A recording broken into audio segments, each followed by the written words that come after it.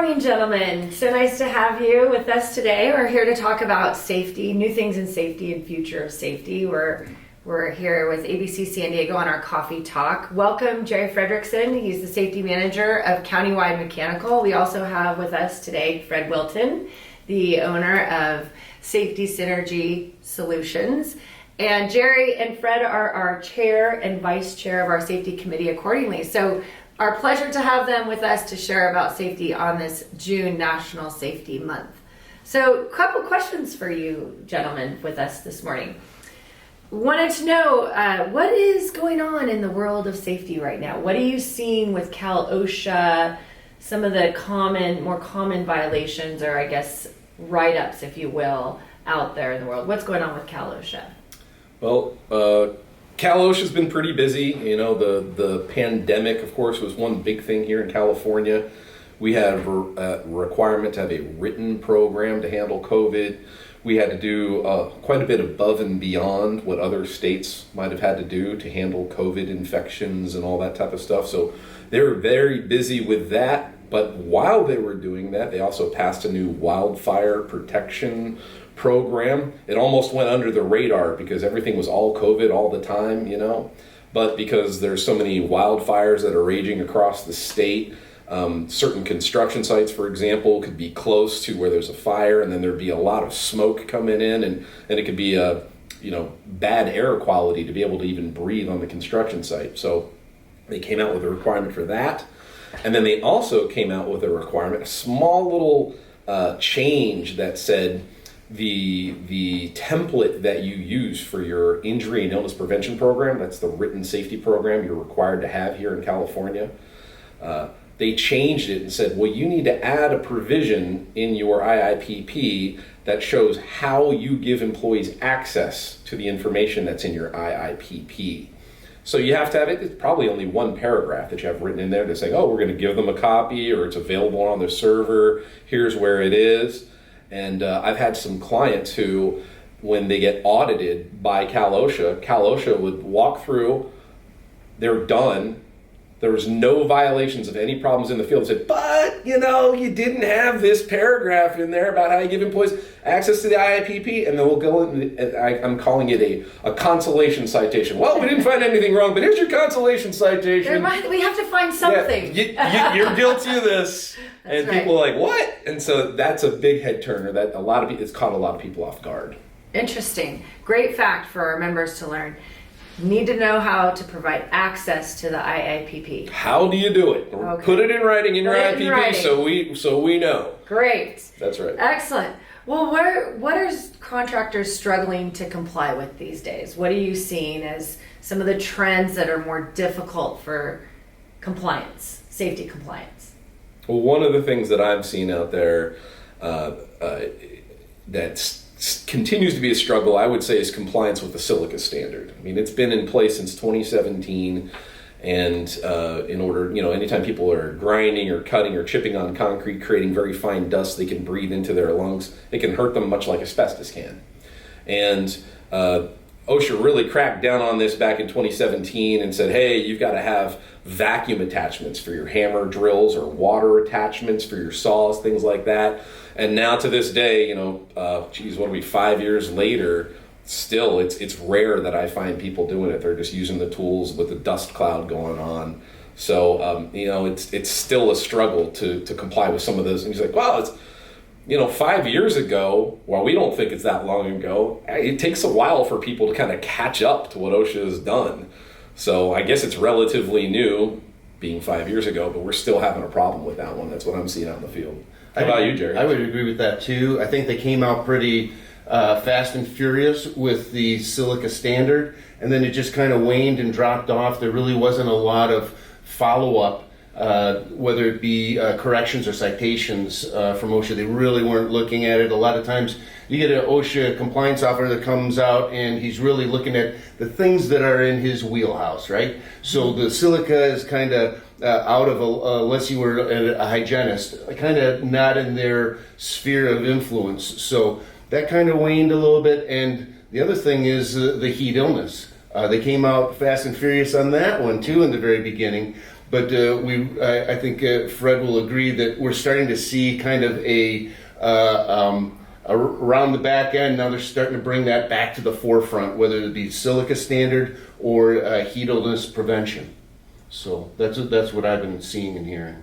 Yeah, heat illness is something that they absolutely going out and they're enforcing. They got the heat sweeps teams that they're going out in the summertime and enforcing all that kind of stuff.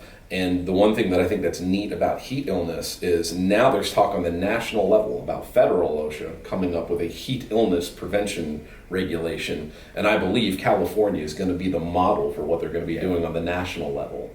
And, sometimes California can do things and I think they can kind of take the ball and run with it and maybe go a little bit too far sometimes. But this is one of the things where I agree, back when I was in Colorado, we had people that were getting heat illnesses on job sites when it was very hot out, and to require that you have shade and an amount of water out there. I think that's good stuff. So I do think that this is something that's worthwhile to take nationally.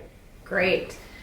Excellent. So, Jerry, I know you've been really keeping in touch with the future of safety. Where do you see safety going in the future? What are things that are on your horizon? Well, let me give you some examples, some of the things that I'm kind of witnessing out there, and it has a lot to do with the literature I'm reading as well, but maybe some of the folks out there, Fred, have seen some drones flying around on a job site. This is kind of unique and unusual. And what an opportunity that technology would be able to get you fast-tracked around a job site from an aerial view, just to kind of monitor your production as it's going in the short and the long term.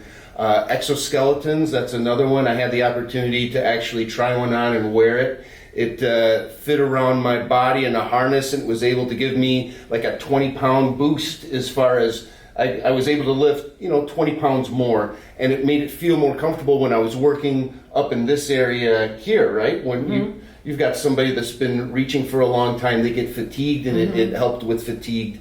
Remotely controlled mobile equipment such as compactors. We're used to seeing guys with the whacker, their feet are in a situation where it could get impacted. Here we've got a unit that's got drums on it that's heavy, and the guy's using a remote control to compact the dirt. That's another example. BIM, or Building Information Modeling. We've been using that a lot lately, where you can determine whether there are any clashes. If you got a duct and a pipe coming through in the same area, now we can resolve that issue prior to going out to the job site. And if you're doing, let's say, both the ducting and the piping, that's great for you as an individual. But then, let's say Fred's doing the ducting and I'm doing the piping. This is something that's bringing us together before the project gets started, so that we can resolve any of those conflicts before we get onto that job site. And it makes us both more productive in that way. Autonomous vehicles, we like to think that those are pretty far in the future, but it may be a little bit closer than we think. And we've got a job site right now that's gone completely to tablets, mobile devices. So instead of having a plan desk out on a job site and rolling out that plan and looking to see where we're at, or having to take that stack of plans somewhere, everything's been on the tablet. And so it's really getting information to the fingertips of the guys or the people that are actually installing out on the job site. As far as the future is concerned, then these are kind of examples of increasing our productivity, our quality through technology, reducing costs, obviously, as well. That's always a big thing, and we all know that, whether it's in a business aspect or personal lives right now. But being on the cutting edge of technology really, I think, increases our ability to be competitive. Excellent. That's fascinating. And ABC San Diego is launching a construction technology committee here soon. I know we also have one at the national level. So much of it ties into what you just described, Jerry, the technology on safety improvement, on efficiencies, on proficiencies, cost savings. All of that really helps the overall product be a much better product. So great suggestions for our members. For either one of you, what is the number one cited issue with OSHA right now I know that we've got these solutions, but what is it that contractors are facing when they have OSHA and citations? What seems to be the number one issue for OSHA or CalOSHA? Or? So the number one cited violation in OSHA, and it's been this way for the last decade, hasn't changed. It has not changed. It's falls in construction. Yes. Period. So if OSHA comes on to a site and issues a citation, statistically, the number one reason they're doing it is on a construction site for people lacking fall protection. And it has not changed in the last decade. So while we have many advents that have come in for technology to help us be safer, it's still an ongoing issue. Right. And talking a couple little things that you brought up, Jerry. I remember when I was with Clark Construction, we did the Arctic project in Anaheim, and it was it's a train station, a bus station, kind of all built into one. And the way the building was made was a very, very steep kind of dome. And no normal person can climb up onto that thing and look what's going on. We had guys that were putting the roof in. They literally were in rappelling gear like rock climbers to go around and do that. So how am I going to do a safety inspection for their fall protection and everything? Drones. That's what we did. So they looked pretty good from down on the ground. It wasn't like I was thinking that they were cheating or anything like that. But we flew in the drone to take a look as a work for progress. We were looking for quality, and we were looking for safety, because we physically could not get up there to see what was going on.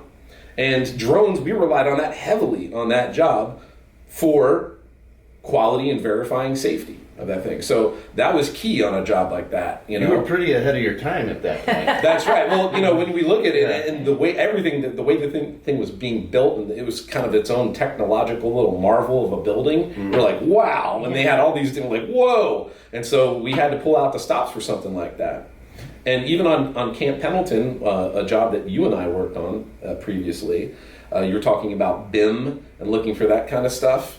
Well, when you want to talk about things like fall protection, we had an issue with fall protection because when you're building a hospital especially, there's ductwork and conduits and pipes and all kinds of things all in the ceiling, just crammed in there everywhere. And if you don't have things coordinated well, then somebody's going to come in later and have to stuff in some pipes all in the conduit, and they had to get on a scissor lift up there, and they could only raise it so high. And then you have to get people higher than the guardrails to get in between it. So we had to come up with workarounds for fall protection for these people to go in and retroactively stuff their stuff in there. Whereas if it was better coordinated ahead of time, then maybe we wouldn't have had that fall protection issue. We could have gotten it all in from the top down and not had that situation. Right. We're trying to eliminate all the obstructions through scheduling. Right. Scheduling properly. And speaking of fall protection, one of the things that I'm seeing right now is I see a workforce that's well educated and well trained, and they know what the requirements are and what their responsibilities are. But time after time, you get to the place and maybe some forethought hasn't been given, and all of a sudden, hey, we need fall protection here, and well, are we going to proceed or not is where, that fine line in the sand is drawn there. So decisions get made where production trumps the actual safety of the job site. And if safety ever becomes something that affects the project's productivity, that's a fail in a lot of ways. And so when you're thinking about safety as part of your pre-planning, and even to the point where when they're bidding the job to take it into consideration, that's when safety is thought of in the forefront and it doesn't affect the production or the quality. Great segue. I have a question for both of you. Do you feel that robotics will ever replace the construction worker? We're talking about safety here and really high risk fall protection, the issues with that. What are your opinions about robotics replacing workers on the job sites? Good. Well, I don't think that robots are actually going to replace us. Maybe automated systems to a degree are going to help us.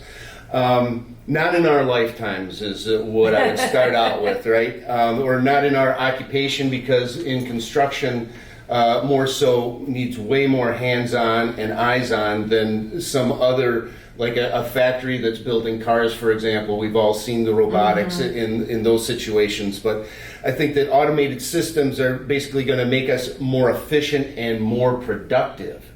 And so there's a couple examples of that. This was a few, maybe 15 years ago. I worked for a painting company, and we were, I think, one of the very first companies that started putting computers into their vehicles. And it was a little bit of a quantum leap because we didn't know how it was going to work or if it was going to pay off. And so we had mounts with the actual laptop in the vehicle itself, and the ability to do an estimate and give it to the client within half hour to 45 minutes was something they weren't used to seeing. As a matter of fact, that client was probably thinking, well, we got the budget and their numbers right, just go with it. And we actually increased our product, or our the amount of contracts that we got by 25% right out of the gate that year. So it paid for itself. That would be an example of just kind of automating a system like that. Another example, and maybe some of you have seen this, is a company called Boston Dynamics. And they've got what looks like a dog. It's a robotic dog. And it's pretty cute and cool, but it serves a great function as well because it's got 4 legs and a platform on it. There's a lot of things that you can do with this robotic dog. For example, think to yourself, if you could do some material delivery, you're on the 30th floor and your material's on the 2nd, right? What would it take then to be able to punch in a code or some numbers and get yourself some unions or couplings or whatever delivered to where you're at instead of sending somebody down there? So materials delivery could be automated.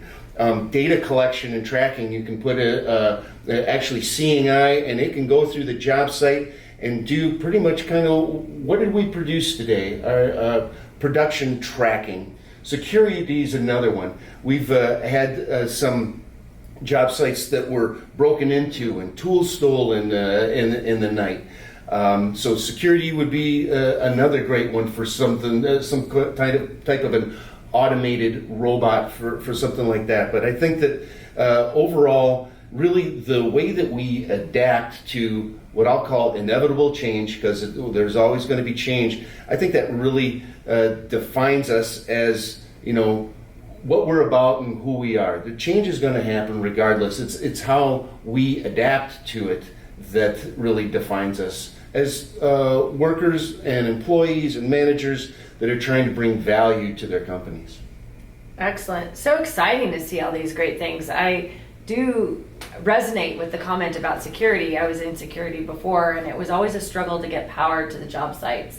Now we've got solar. We don't need to run big cables out there. You've got the robotics that you're talking about. So a lot of interesting and fun things happening in safety and construction. So any last tips for your members that you want to share with? Any parting words that you want to share with our audience on safety in light of June being National Safety Month? Any downsides, Jerry, to all this technology? It all sounds really amazing. I know. Well, you know, obviously when there's something new, there are potential risks and the unknown, right? So an example, I mentioned autonomous vehicles earlier. Nobody's really done any research on how an autonomous vehicle is going to react when they come to, you know, the road work, the crew, nighttime, the pylons, whatever. Certainly there's a lot of kinks to be worked out. You know, you got a drone crashes into a building or into a person or what have you. There's some... If we have 50 drones all flying at the same crashing into each other, trying to get something on the roof. But that could definitely be an issue. Yeah. One of the downsides, I think, right now is that we've got an aging workforce right now. That's obvious. Everybody will admit to that. And they're not too tech savvy at this point. So really kind of introducing the technology is a tough sell at this point. But a lot of folks would see that as an obstacle. I'd like to look at it, or prefer to look at it, as an opportunity for a younger generation to step up and bring technology to the forefront to our construction industry for the future. It's not going to really replace our workforce, technology, just to see it as something that's going to be a great opportunity to be better at what we do. Excellent. Yeah. And Fred, what improvements are you seeing in safety in construction?